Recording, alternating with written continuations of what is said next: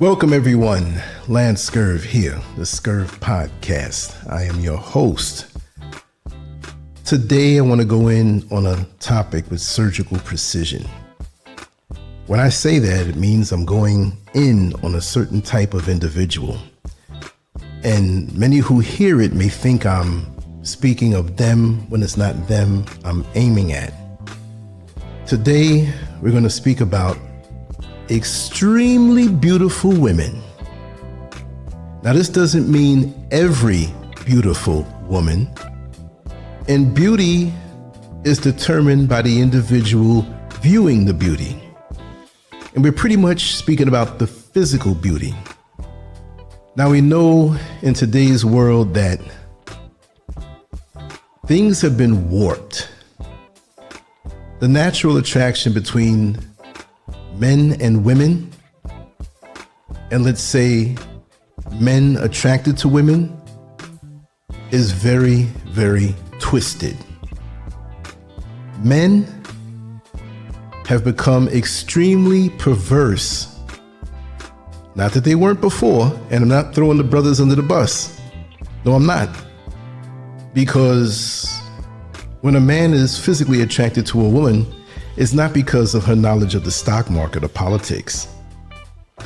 He's looking at her physically, and that's a component that is naturally built in by the Creator. The curvature of a woman's body, the facial beauty, whatever he considers it to be, because remember, we have different standards, different cultures in the world, different standards. I forgot the African tribe where the woman puts big plates in her lips. And the bigger the plate, the more beautiful she's considered. That's just to show you the extreme of what is considered beauty. But we're speaking about pretty much the Western world, okay? This is trickling over into other countries now. But Western society is really bad with this. But we're speaking about a particular type of beautiful woman. Me personally, there's beauty in all women, and it's much more than just the physical, okay? Let me just take myself out of that one, but I do have to channel what I see because I've had a lot of experience in this life. This is partially from personal experience, and I'll share a personal story, but then there are countless brothers that I've spoken to, not even just online in the 25 years I've been on here doing this, but countless. And I know a lot of stories. So let's go. There is a truth in modern dating that sounds backward, but it shows up again and again. The women who look like they should be the most selective, the most careful, the most disciplined, are often the least restrained. Not always, but often. The most beautiful women, the ones who turn heads everywhere they go, are usually the ones with the most chaotic dating histories. This is not random. It follows a pattern. And that pattern is not accidental. Beauty does not protect character. Beauty does not create values. Beauty does not produce discipline. Beauty only creates access. Understand what I'm saying? It creates access, more access than a woman who may not be considered so beautiful. And access without structure creates damage. When someone grows up with unlimited attention, unlimited offers, and unlimited options, they never learn how to value what others have to work for. What feels rare to others feels normal to them. Understand where I'm coming from. We all know that woman or that young girl coming up in school, in our class, who was considered the it girl, the beautiful girl. And the guys were all over her. That's just the way it was. Now, usually what I've found out is that the ones who may not have been considered on her level, they're the ones who grow up and become beautiful. I don't know what that is. But that particular one has more offers. They get the secret glances. They get the crushes. They get the notes passed to them in school. Do you want to be my girlfriend? Whatever. That starts from young. That's why I'm saying it that way, within their peers. And of course, there's some dirty old men out there who try certain things. We understand that. And that goes across the board. But remember what I'm trying to say. We're trying to walk through this so you understand this completely. Those who are considered more beautiful to these men, it lets these ladies know they have more access. They have more access to things, to favors, all because of their beauty. The woman who may not be out there like that doesn't have the access that this woman does. And that's not a put down. Most people assume that beauty creates higher standards. You see, we superimpose all of these standards on the beautiful woman. And it may not be there. And there are some who have high standards. Let me put that in there as a disclaimer. But those types, they believe that if someone has many options, they will choose better. That's what men think. In reality, the opposite often happens. When options are endless, selectivity disappears. When attention is constant, appreciation fades. When validation is unlimited, restraint feels unnecessary. Okay, let's use another example. When you have all of your money, meaning you paid your bills, you went shopping, you tuned up the car, you treated yourself to something, and you still have a lot left over, way over your budget, you sit down on the couch and a few coins roll out of your pocket in between the cushions, or they fall out of your pocket and roll under the couch, or you have a bit of change in the ashtray in the car, you leave it there. You're laying on the couch and it rolls under the couch. I'll get it later on. See, because you have money in your mind, disposable. So a couple of coins, it doesn't matter. So with these women who have so much access, it's the appreciation for it is not there. You see what I mean? They're not shocked. It's like, okay, it's going to keep coming. A woman who doesn't have this appreciation as much, she values it more. But the beautiful woman doesn't value it as much, the attention they get from the men. Because they're hearing this all day long. And we know how men are overall, the ones who have no discipline. No matter what you look like, you can go to the supermarket. It could be that time of the month. You can have a headache. You might be there to buy some KO Pectate, if you know what I mean. You're feeling not good at all. You're not even dressed up. You slip out the house and throw on something just to get this stuff to come back and lay down and recuperate. Yet there's some man looking at you in the next line over on the checkout line. And you're like, I don't want to hear it from these men. They'll try. They'll see you with your man if you're in a relationship, and they're throwing the eye at you, thinking that you'll look at him in an approving way and he could slip his number to you when your man's not looking. I understand, ladies, women talk to me. Men can be grimy. I know. I've seen it. People tell me. I got a lifetime of experience around these situations. Trust and believe. Probably more than most people. This is why attraction alone is a terrible way to judge relationship value. Looks can hide patterns. Charm can hide instability. Popularity can hide emptiness. Beauty can hide damage. If you only look at the outside, you miss the structure underneath.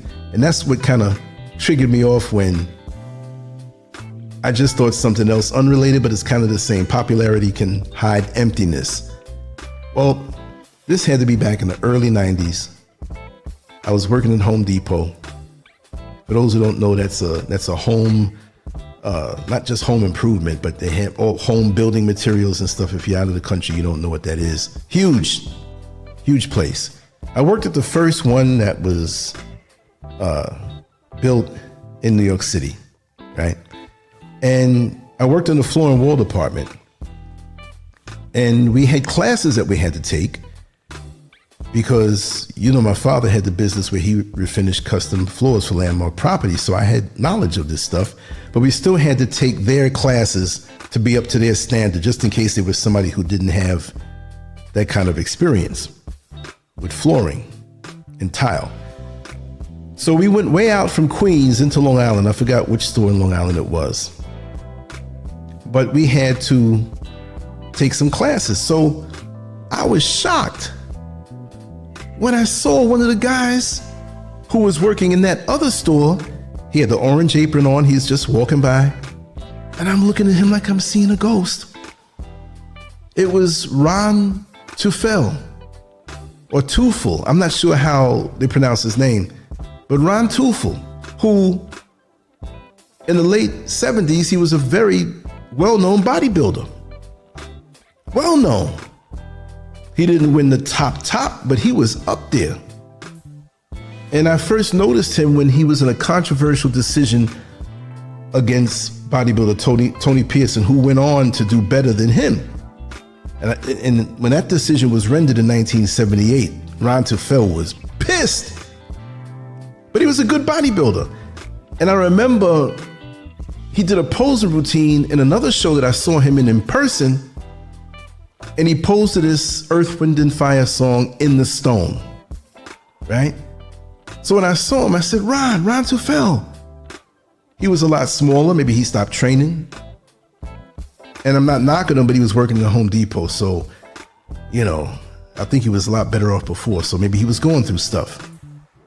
So he looked at me and he said, hey, how you doing? But he was kind of spacey. So he came over to me and shook my hand. I said, man, I never forgot you from when you posed in, I forgot what the competition was. It was in the early 80s. And you posed to Earth, Wind and Fire, In the Stone. He said, In the Stone, what's that? What are you talking about, In the Stone? And I'm like, this guy's off in the head. You remember the songs you use when you do your routines. So this is why popularity can hide emptiness. You can be popular, especially online, or it could be a celebrity or somebody that you're not in contact with, and you have this imagery or this personality superimposed on them, and when you finally meet them, it's completely off. I got other celebrity stories of people that I met, but it's not appropriate here on this particular broadcast. But anyway, understanding this pattern changes how relationships are seen. It changes how value is measured. And it changes what should matter when choosing someone to build a life with. True beauty creates something most people never experience: constant attention. Not sometimes, not occasionally, constantly. From a young age, attention becomes normal. Offers become normal. Praise becomes normal. Desire becomes normal. Nothing has to be earned. Nothing has to be built. Nothing has to be developed. When attention is always available, it stops feeling special. It stops feeling meaningful. It stops feeling valuable. Just like money loses meaning to someone who never runs out of it, validation loses meaning when it never stops coming. This creates a dangerous mindset. Attention becomes disposable. People become replaceable. Connection becomes casual. Relationships become temporary. There is no pressure to protect access because access never disappears. There is no fear of loss because there is always more waiting. This is how behavior changes. Choices become careless. Boundaries become weak. Discipline becomes unnecessary. Selectivity feels pointless. Saying no feels like a waste of opportunity. The result is not high standards, but constant consumption. When attention becomes the source of self-worth, identity forms around being desired. This is the problem with our young ladies on social media. Value becomes external instead of internal. Confidence becomes dependent instead of stable. Self-worth becomes conditional instead of grounded. Over time, validation becomes emotional fuel. Being wanted feels like being alive. Being desired feels like being important. Being pursued feels like being powerful. The mind learns to chase that feeling the same way people chase pleasure, excitement, and dopamine. One source of attention is never enough. One relationship is never enough. One partner is never enough. The system is built on novelty, not depth. On excitement, not stability. On variety, not commitment. Do you hear me? Not commitment. This creates patterns that follow people into adulthood. Even when they say they want stability, their nervous system is trained on stimulation. Even when they want peace, their mind is wired for chaos. Even when they want commitment, their habits pull them toward validation. Selectivity is a skill. Discipline is a skill. Restraint is a skill.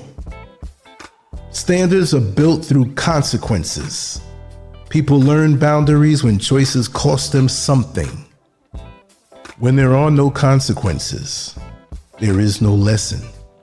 When there is no loss, there is no correction. When there is no scarcity, there is no appreciation. This is why beauty does not create discipline. It removes the need for it. There is no pressure to choose wisely when there is no fear of losing access. There is no need to say no when yes always brings another opportunity. This is how high numbers happen. High body counts, to be exact. Not from careful selection, but from lack of selection. Not from standards, but from indulgence. Not from choice, but from consumption. Bonding is built through emotional connection, trust, safety, and attachment. It grows through time, patience, and consistency. When intimacy becomes casual and repeated without meaning, bonding weakens. Over time, emotional attachment becomes shallow. Connection becomes surface level. Intimacy becomes mechanical. Feelings become muted, and relationships lose depth. By the time stability is desired, the ability to create it is damaged. The body learns detachment. The mind learns detachment. The heart learns detachment. Connection becomes difficult, not because of desire, but because of conditioning. This is why relationships feel empty when everything looks perfect. The structure for deep attachment is no longer strong enough to hold real connection. The past is not just history, it's training. Behavior builds habits. Habits build identity. Identity builds future choices. People do not wake up and reset their wiring because they want something different. Patterns live in the nervous system. They live in emotional reflexes. They live in subconscious behavior. When life becomes calm, the system that was trained on chaos looks for stimulation. When stability appears, the system that learned variety looks for novelty. When peace arrives, the system that learned excitement looks for intensity. This is how self-sabotage happens, not from intention, but from conditioning, not from malice, but from wiring. When identity is built on attention, there's no self underneath it, no inner purpose, no internal direction, no personal foundation. When attention fades, the emptiness appears.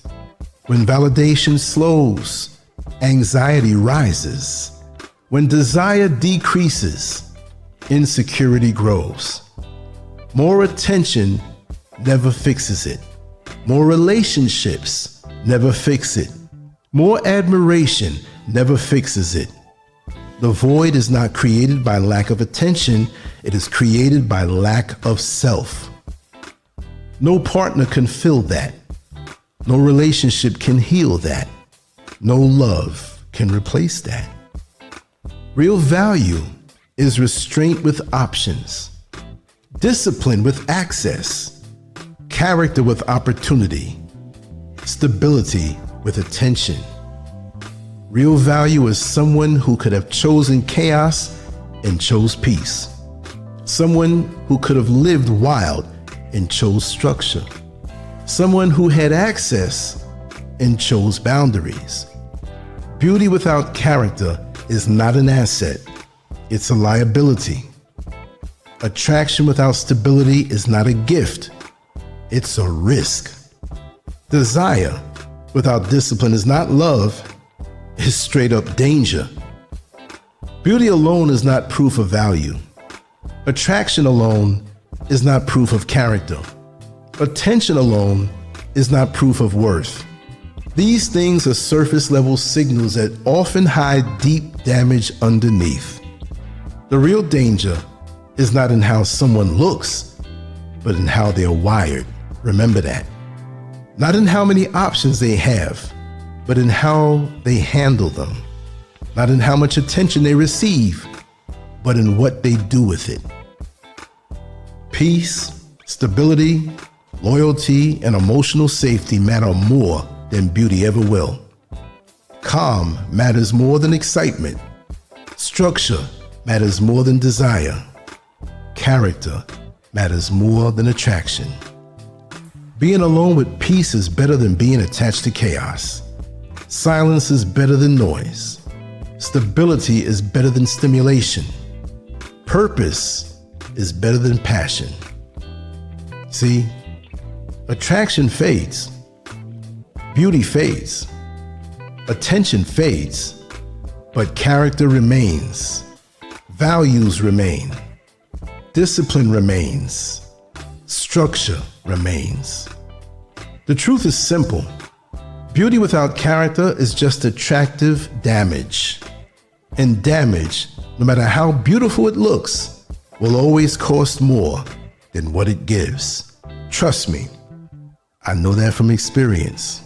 Now, I'm a wily old veteran out here when it comes to dealing with proximities, relationships, people trying to play you, use you, trick you, whatever. I can see past things because I've been out here for a while very intensely, right? And you never forget the things you go through. You never forget. It's like an old boxer who's really old now and he's slow and he's old, but he was one of the best. His brain never forgets those combinations. And to an average person, if you try them, you just might be picking up your teeth off the ground like bloody chiclets. Trust me. Not to get off the subject, but I want to say a few things. I knew an 85-year-old man when I worked in corrections in Orlando. And I don't know why he was in Orlando, but it happened in Miami.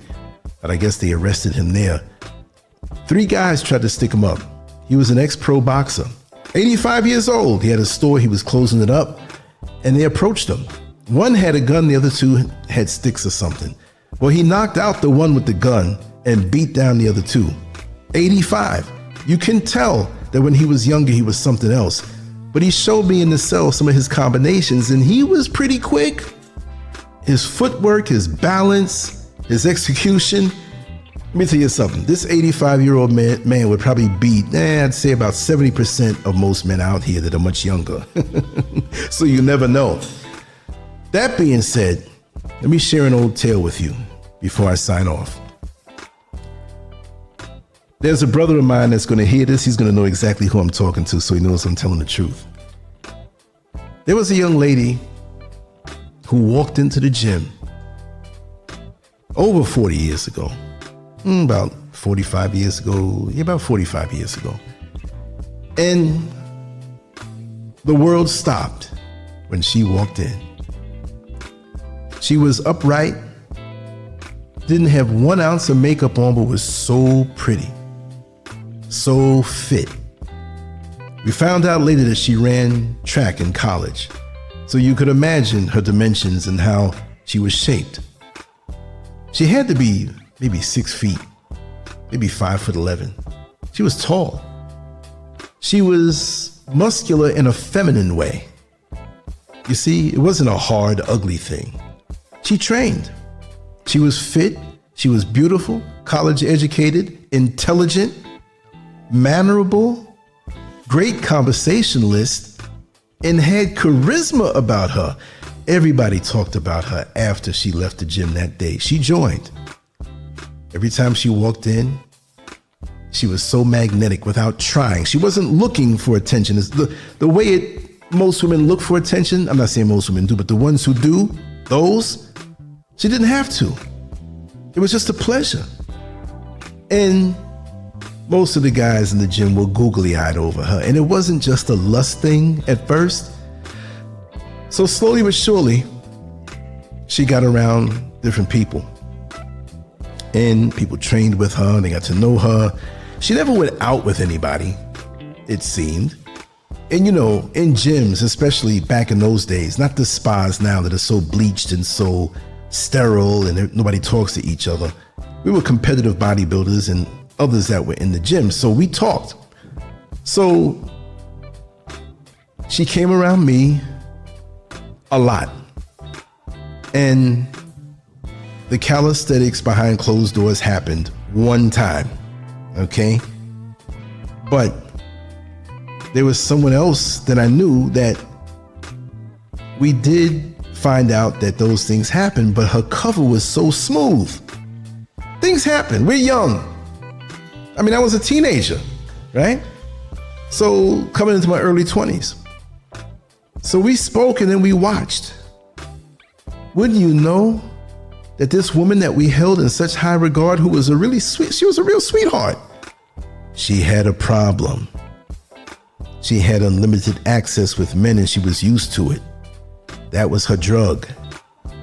So she was very shrewd and she covered her tracks well. Wouldn't you know, in that one gym, she had to go through at least 10 to 15 guys.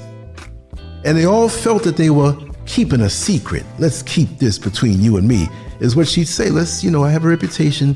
I don't want to really, let's just keep this. And we're all keeping our mouths shut, thinking that we're the ones that got the prize. But I knew. I saw the movement. I saw how it went. And I understood.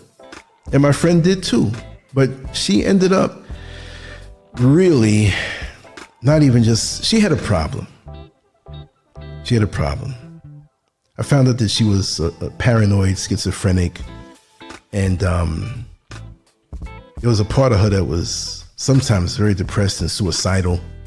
She had major issues, but sex was something for her. I don't know.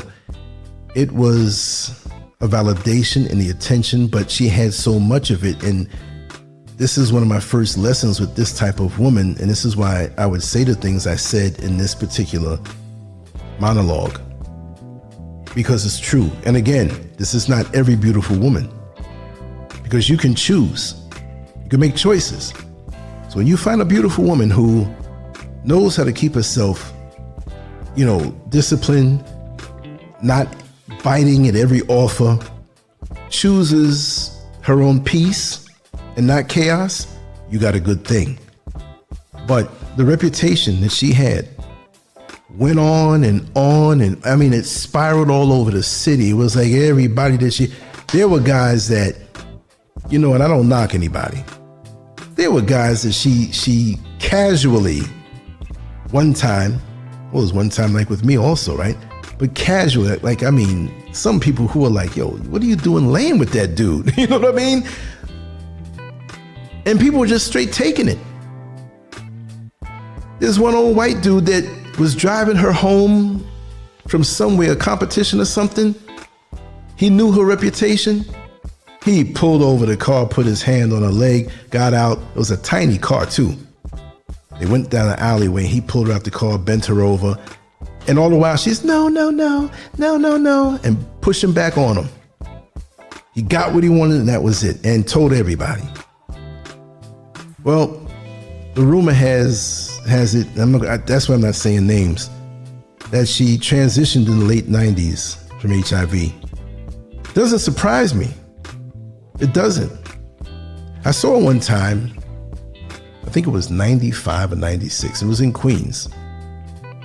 And I was standing there. That was when I drove the dollar van from 165th Street or Sutphin Boulevard. Sir Lance, if you remember that van in Queens back in those days in the 90s. But I picked up my head. I was shocked to see her because she didn't live around there. And she was severely drawn looking. Not like sickly where you say, oh, I know you have something, but she didn't look like herself. And I began to say hi, and I realized she just walked right past me, looked me right in the eye. I don't know. Such a different person from when she first walked into the gym that day. She had her demons. She, at the core, I don't believe was an evil person, but she just couldn't help herself. And I know that she had lots of things happen to her in her past. She didn't reveal everything, but the signs were there, especially since I know that she went through the whole adoption process.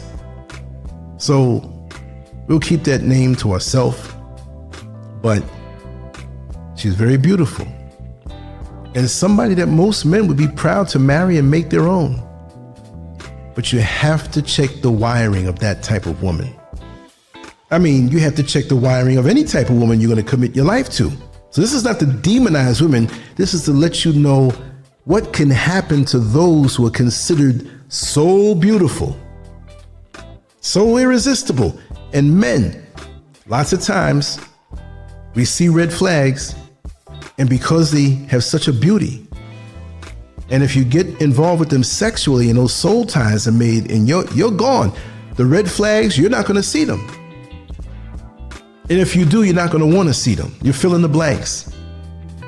So be careful. And for the ladies out there, check the wiring of the men also, because the same goes for men. Everything that I said about these women goes for these very attractive men. Although a very attractive man will not get the access that a very attractive woman gets. That's just the way society is. So look past the exterior. So keep your head on straight.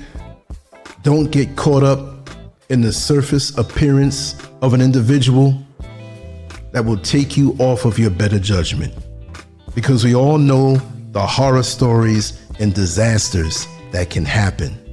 I mean, they happen in relationships with people who may not have movie star or celebrity looks.